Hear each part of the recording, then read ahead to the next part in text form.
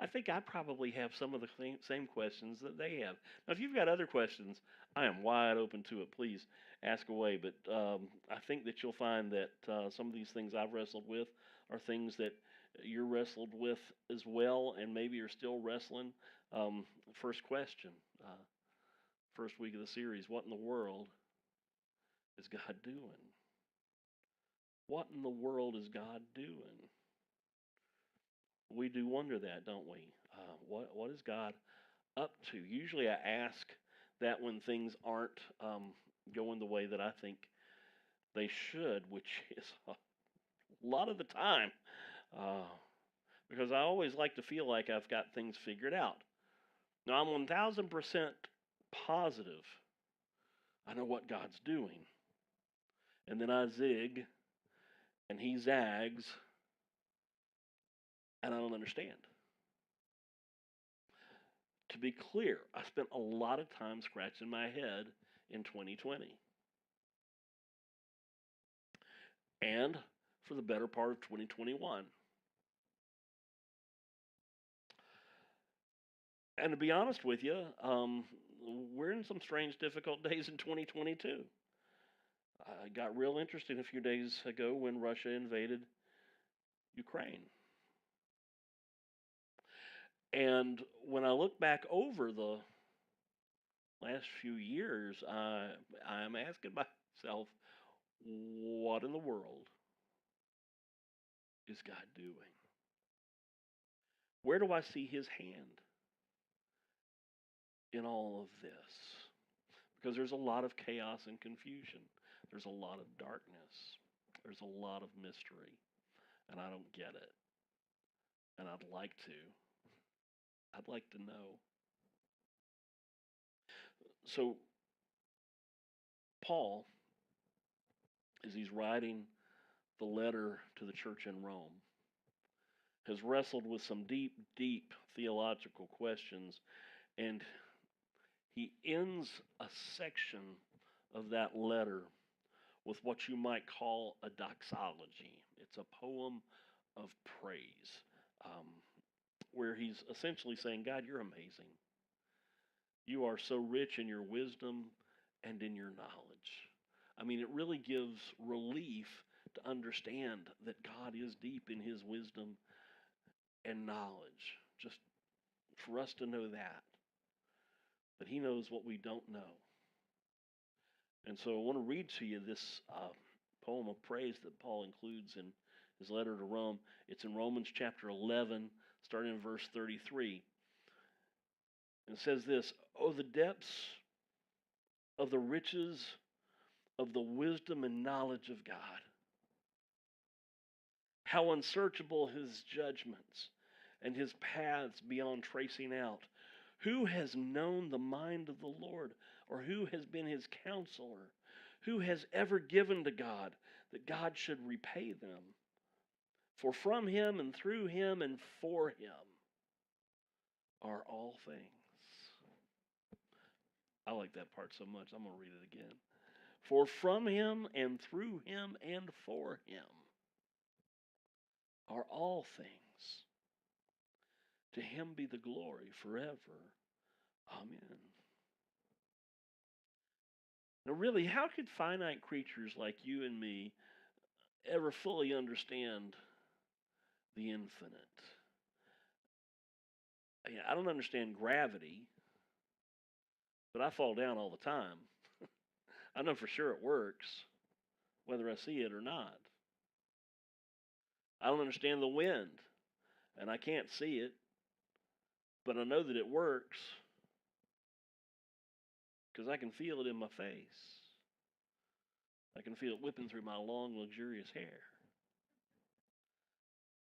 I don't see electricity and I don't understand it, but I know that it works because I've shocked myself before. I don't know what's going on. I don't understand what's going on in the world. And it feels like I'm in the dark, and it feels like I don't have all the answers I wish I had. But what Paul's saying is, even if I don't understand, he does.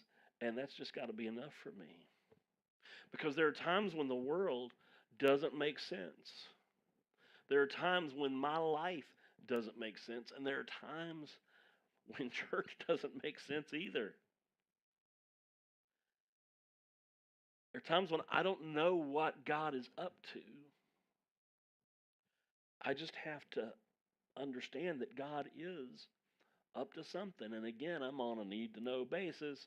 And I guess I don't need to know because he hadn't told me. And that's okay. Because God knows. There's a word for what God knows. You know this word. Omniscient. It means he knows all things. When Paul says the depths of the riches of the wisdom and knowledge of God, how unsearchable are his judgments. God is omniscient. He knows all things. God knows the things that are known. God knows the things that are unknown. And God knows the things that we just don't know yet. God knows all things past. God knows all things present. And God knows about the things that haven't even happened yet in what we call the future. All things actual, God knows. All things potential, and all things theoretical. God knows all things in heaven, on earth, and in hell. And when did God find out about all of this? Well, his perfect knowledge is eternal, which means that God has never learned anything because he knows all things. He has always known all things. God will not know one thing in eternity future that he didn't already know in eternity past. Now let your mind sit there for a minute.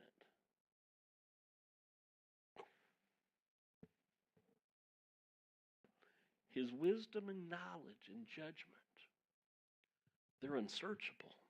It means they're beyond my reach. Oh, the depth of his wisdom and knowledge. His wisdom and knowledge are like a bottomless sea. It has no end. You keep going, and you keep going, and you keep going. Because his knowledge and wisdom are transcendent. So he's working, but he doesn't always leave footprints as he moves. And he doesn't always leave fingerprints when he works. God doesn't necessarily leave DNA as evidence for you and me to trace.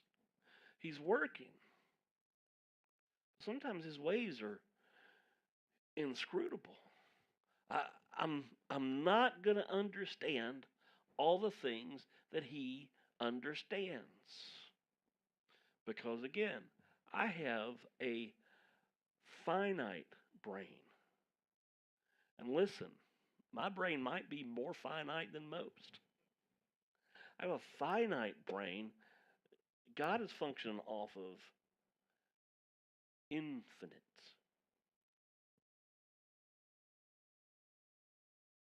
So I'm not going to understand all the things that he understands.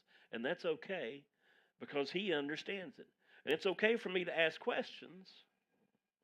It's okay for me to try to figure out a solution, but when it's all said and done, I really just have to trust him. I really just have to trust him.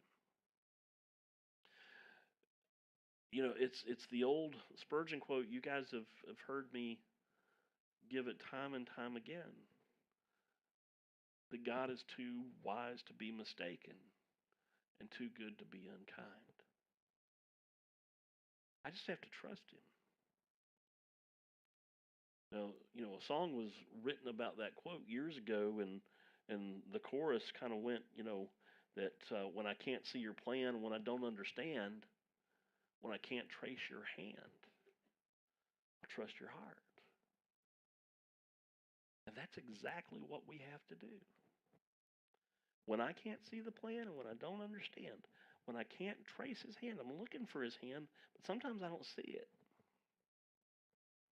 And I just have to trust his heart. Too wise to be mistaken, too good to be unkind. Too wise to be mistaken, too good to be unkind. Isaiah 40 verse 13 says, "Who can fathom the Spirit of the Lord, or instruct the Lord as his counselor?" And I would ask, who indeed? Has God ever come to you for advice or direction? Like he's confused and he needs you to help straighten it out? Has God ever owed you money? Been indebted to you? Uh, who has it all figured out? Not just figured out, but mapped out? God does. And God doesn't need your advice. And God doesn't need your assistance. And I'll be honest. I mean, I've said this before. I struggle often in my prayer life because when I reflect on what I'm praying, I realize that an awful lot of my prayer is me giving God advice and offering my assistance. I pray as though sometimes God needs me to instruct him and inform him. And there is nothing for me to instruct him on, nothing for me to inform him about. He is fully aware and he is fully able. And that's how I need to pray, with an understanding that God is fully aware and fully able. I need to understand that life catches me by surprise. It catches me by surprise all the time, but life has never caught God by surprise. There's this great quote by R.C. Sproul. If there were one maverick molecule in this universe running loose outside the scope of God's sovereign control, then God would not be sovereign. And if he were not sovereign, he would not be God. I'll give it to you one more time. If there were one maverick molecule in this universe running loose outside the scope of God's sovereign control, then God would not be sovereign. And if he were not sovereign, he would not be God. God is sovereign. He has absolute authority over us, over our times, over our world, and over our church. We think of Rolling Hills as our church. It's not our church. It's never been our church. It was never going to be our church. Oh, this is all part of his church, not the little C church, the big C church. And he has absolute authority over it. He is in charge and he is in control. And our minds can't even grasp the greatness of God, the depth of his wisdom and knowledge. So Isaiah 55 verses 8 and 9 say, his thoughts are not my thoughts. He doesn't think about things the way I think about things. His ways are higher than my ways, as high as the heavens are above the earth. So are his thoughts and ways higher than our own. Yep. I get it. I get it. God's way is better than my way. God's plan is better than my plan. God's thoughts are higher than my thoughts. I get it, except that I don't. Because I don't think this is how I'd be running things. It would be easier if he just let me take the wheel for a minute. Except not. I mean, I don't have all the answers to the questions,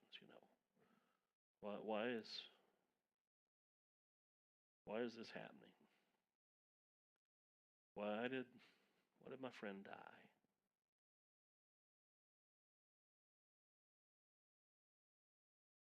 Why am I misunderstood? Why isn't Auditorium 5 full every Sunday? I don't have the answers to all the questions. But here's what I do know. I want to give you 3 things that I do know for sure. Here's the first one. That in all the trouble, and all the circumstance, and for all of the unanswerable questions that I have, God is making me more like Jesus. God is making you more like Jesus. He is like a potter who is shaping us on his wheel, shaping us to reflect who he is. When we came to Jesus, we received his perfect righteousness in exchange for our sin, right? That's what 1 Corinthians says. The sinless Son of God became sin for me so that I might take on his righteousness. He took my sin. I took his righteousness. And though we are righteous in him, we are also growing into that righteousness. So we are always becoming what we've already become. I have been redeemed, but I'm also being redeemed. It's a process. It's called sanctification. And this is God's will for all of us, no matter how young or old you are, no matter how much money you have in the bank, no matter whether you identify as a Democrat or a Republican. God's will for all of us, day by day, we are becoming more like Jesus. So what in the world is God doing right now? He's making me more like Jesus. But also, what in the world is God doing right now? He's working for my good. And for your good too. You know what Romans 8:28 says, right? You know that all things work together for those who love God and are called according to his purpose. Now be careful that you don't mistake the word comfort for good, because God has promised one and not the other. He's promised to work for your good, not necessarily your comfort. You know what I'm saying? Again, he's too wise to be mistaken and too good to be unkind. And when life gets uncomfortable, we need to know that God may be doing some of his very best work, working for our good. You know, Tim Keller says, if you knew what he knows, you would choose what he chose. I love that. Not just because it rhymes, but because I think it's true. If you could see life from God's perspective, you would understand what you're going through so much better. In fact, you'd sign up for it, even though right now you think, I would never sign up for that. He is trustworthy, worthy of our trust, and he is working for our good. He is working for our good in intentional and specific ways in every situation, big and small, in every circumstance, in every season. He is never not working for your good. People may do terrible things to you. Life may do terrible things to you. But you remember what Joseph said to his brothers. It's the Old Testament equivalent to Romans 8:28, Genesis 50, when he looks at his brothers and says, what you intended for evil, God intended for good and for the salvation of many. God is working in spite of your circumstance and situation, God is working for your good. What in the world is God doing? He's making you more like Jesus. And He's working for your good. And I got one more for you, if you can handle it. Can you handle it? What in the world is God doing? He is bending all things for His glory.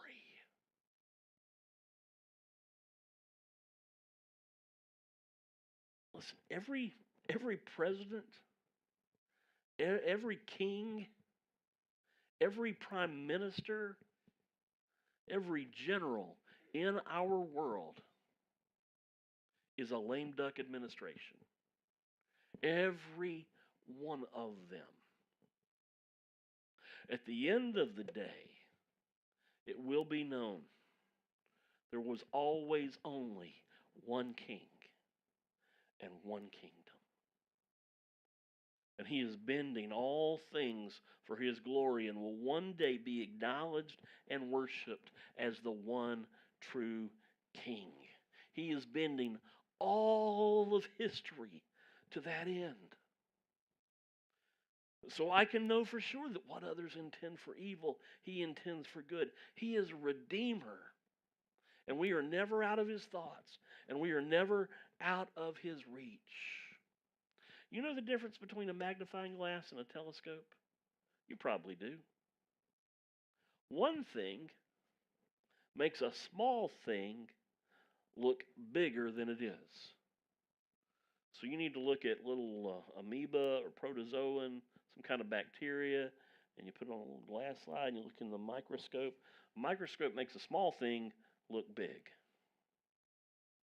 But the other thing, the telescope,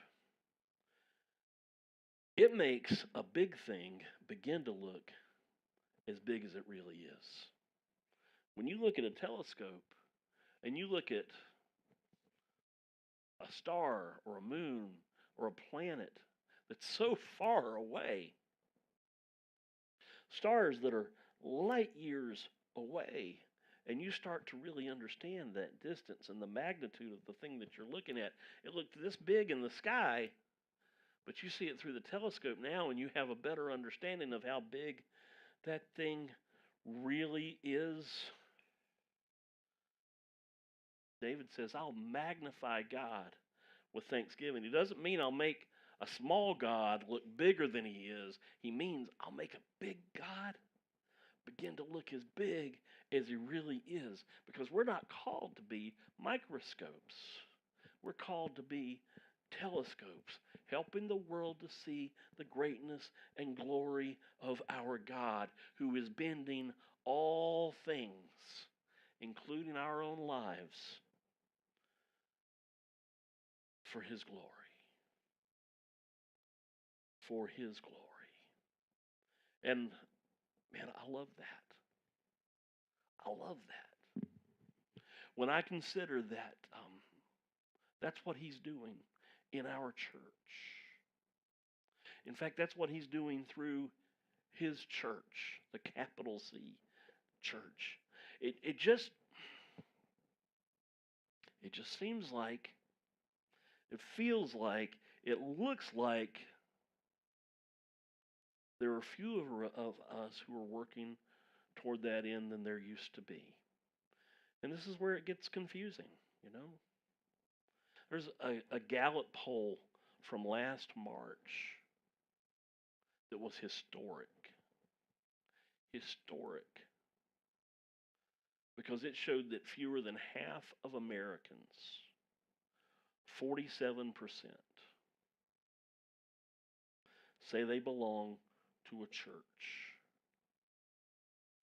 That is down from 70% in the year 2000.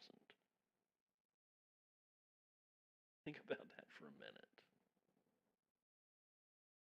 It's the first time in history that the majority of Americans don't consider themselves to be members of a church. And then step back from that and consider what most people think about church membership, that it's really not a big deal, you know.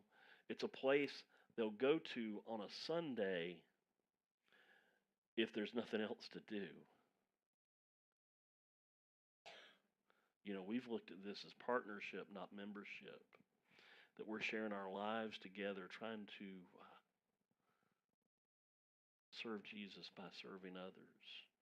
Partners in this redemptive work, this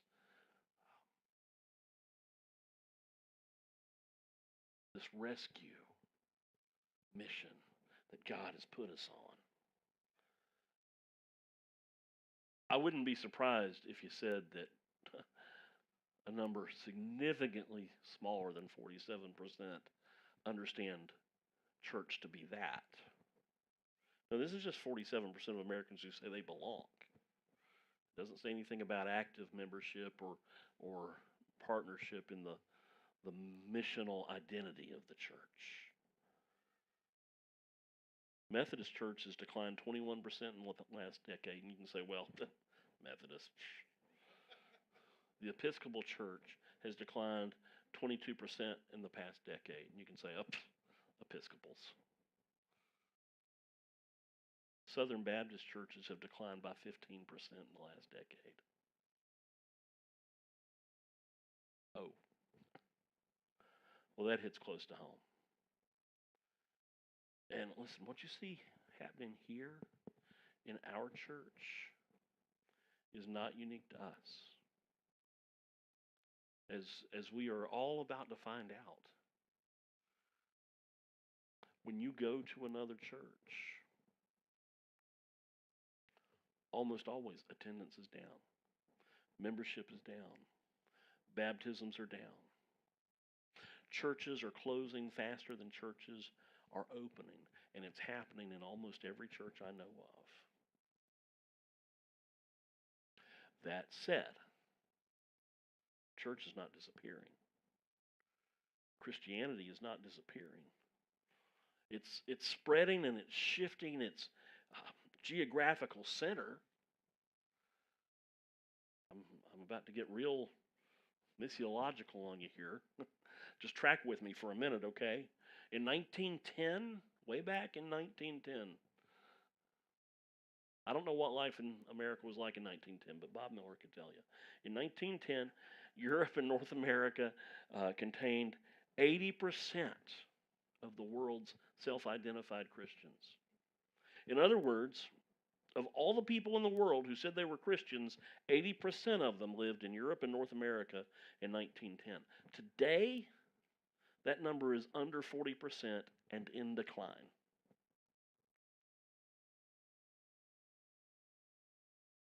That's just a little over 100 years.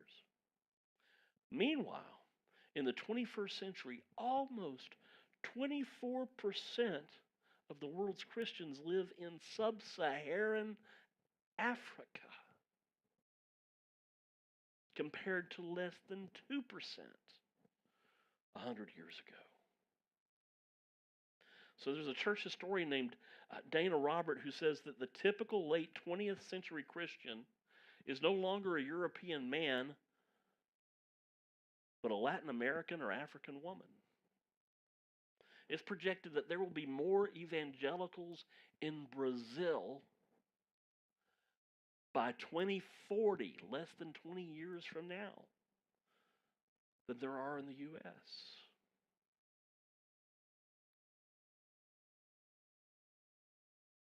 So here's what I'm saying. The church is alive and well. And God is in the move. He's on the move.